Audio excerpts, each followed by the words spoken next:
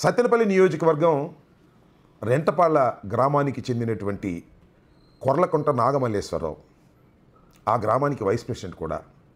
ఎన్నికల తర్వాత పోలీసుల హెరాస్మెంట్ తట్టుకోలేక పురుగుల మందు తాగి మరణించాడు. ఆ విధంగా ఆత్మహత్య చేసుకున్నటువంటి వారి కుటుంబాన్ని పరామర్శించాలని జగన్మోహన్ రెడ్డి గారు అనుకున్నారు. కానీ కొన్ని కారణాల వల్ల వాయిదా పడింది. ఆ సమయంలో ఆయన విగ్రహాన్ని కూడా ఆవిష్కరించేటటువంటి కార్యక్రమం చేశారు. ఆ విగ్రహావిష్కరణ కూడా అయిపోయింది. అయితే జగన్మోహన్ రెడ్డి గారు ఇప్పటి నుంచో పెండింగ్లో ఉన్నటువంటి ఆ ప్రోగ్రామ్ని వెళ్ళి ఆ కుటుంబాన్ని పరామర్శించాలనుకున్నారు. ఇక చూడండి, తెలుగుదేశం పార్టీ ప్రభుత్వం ఏ విధమైనటువంటి దుష్ప్రచారం చేస్తుందో. ఒకటేంటంటే, అసలు నాగమల్లేశ్వరరావు గారి ఆత్మహత్య పోలీసుల వల్ల జరగలేదని, కేవలం ఆయన పందాలు కట్టి డబ్బులు పోగొట్టుకోవడం వలన ఆయన ఆత్మహత్య చేసుకున్నాడు అనేటువంటి ఒక తప్పుడు ప్రచారాన్ని చేస్తున్నారు. అసలు వారికి పందాలు కట్టే అలవాటు లేదు.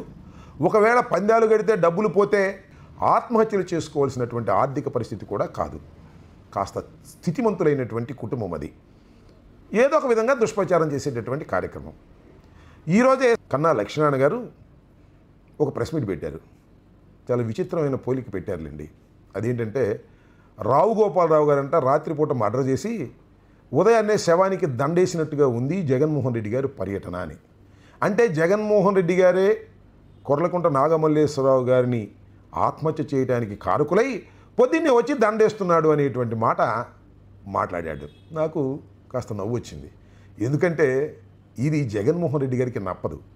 ఇది ఖచ్చితంగా చంద్రబాబు నాయుడు గారికి బాగా సూట్ అవుతుంది. ఎందుకంటే ఎన్టీ రామారావు గారికి వెన్నుపోటు పొడిచి ఆయన మరణానికి కారణమై రోజు దండేస్తున్నటువంటి చంద్రబాబు నాయుడు గారు ఖచ్చితంగా సినిమాల్లో రావు గోపాలరావు లాంటి విలన్ అనేది పాపం కన్నా లక్ష్మీనారాయణ గారు ఆ విధంగా చెప్పాడని నేను భావిస్తూ ఉన్నా. ఏదేమైనా ఒకటి మాత్రం నేను చెప్పదలుచుకున్నా. అసలు జగన్మోహన్ రెడ్డి గారికి 11 సీట్లే వచ్చాయి. జగన్మోహన్ రెడ్డి గారు పులివెందుల ఎమ్మెల్యేనే, ఆయనే ప్రతిపక్ష నాయకుడు కాదు అని ఊరికి అరుస్తున్నటువంటి తెలుగుదేశం నాయకులకి ఎందుకయ్యా అంత భయం? జగన్మోహన్ రెడ్డి గారు ఇల్లు దాటి బయటకు వచ్చి జనంలోకి వెళుతుంటే ఆ జన సందోహాన్ని చూసి ఎందుకంత భయపడుతున్నారు మీరు?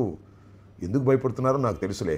ఎందుకంటే 1 సంవత్సర కాలంలోనే జగన్మోహన్ రెడ్డి గారు ఈ విధమైనటువంటి ప్రజాదరణ తిరిగి పొందగలిగారు. ఇంకా 4 సంవత్సరాలు మన మాట ఎవరు వింటారు అనేటువంటి భయమే కదా మీకు.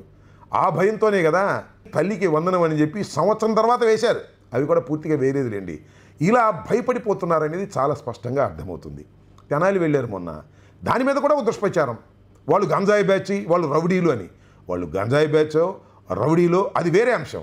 ఖచ్చితంగా నడి రోడ్డు మీద యువకుల్ని పోలీసులు దౌర్జన్యంగా కొట్టడం, అది చిత్రీకరించడం అనేది రాజ్యాంగ విరుద్ధమని చెప్పడానికే వెళ్ళాం, చెప్పాం, శభాష్ అని అనిపించుకున్నాం.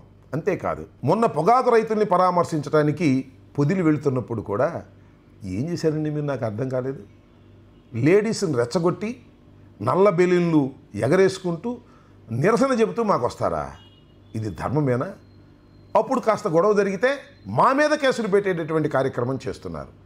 ఇది చాలా దుర్మార్గమైన విషయమని ఈ సందర్భంగా చెప్పదలుచుకున్నాను.